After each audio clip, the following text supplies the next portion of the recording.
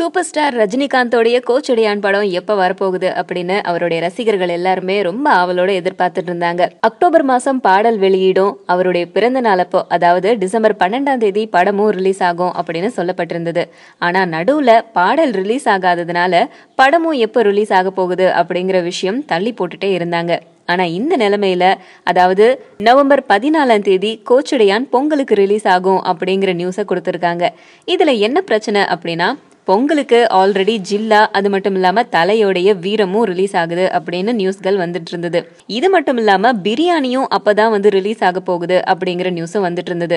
எல்லாருமே ஓரளவுக்கு செட்டில் ஆயிருந்தாங்க அவங்க படத்தை பொங்கலுக்கு ரிலீஸ் பண்றதுக்காக. ஆனா கோச்சடையான் படம் வந்தது அப்படின்னா பட விநியோகஸ்தர்கள் எல்லாருமே சூப்பர் ஸ்டாருக்கு மட்டும்தான் முன்னுரிமை கொடுப்பாங்க அப்படிங்கறதால இந்த படங்களுக்கெல்லாம் திரையரங்குகள் கிடைக்குமா அப்படின்னு ஒரு டவுட். அது மட்டும் இல்லாம இந்த படங்களுக்கு முன்னுரிமை கிடைக்குமா அப்படிங்கிற டவுட்டாலையும் 2 படங்கள் இப்போதைக்கு பின்வாங்குற நிலைமையில இருக்கு. அதுதான் இளைய தளபதி விஜயோடைய ஜில்லா, அதுக்கப்புறம் பிரியாணி. ஏன்னா ஜில்லா படம் பொங்கலுக்கு ரிலீஸ் ஆகுது அப்படின்னு சொல்லியிருந்தாங்க. கோச்சடையானுடைய அறிவிப்பு வந்ததும் ஜில்லா படம் கண்டிப்பா பொங்கலுக்கு வருமா அப்படிங்கறத ஷியாரா சொல்லவே இல்லை. ஆனா வீரம் படத்துடைய குழுவினர் மட்டும் இந்த படம் குறிச்ச தேதியில கண்டிப்பா ரிலீஸ் ஆகும் அப்படின்னு சொல்லியிருக்காங்க.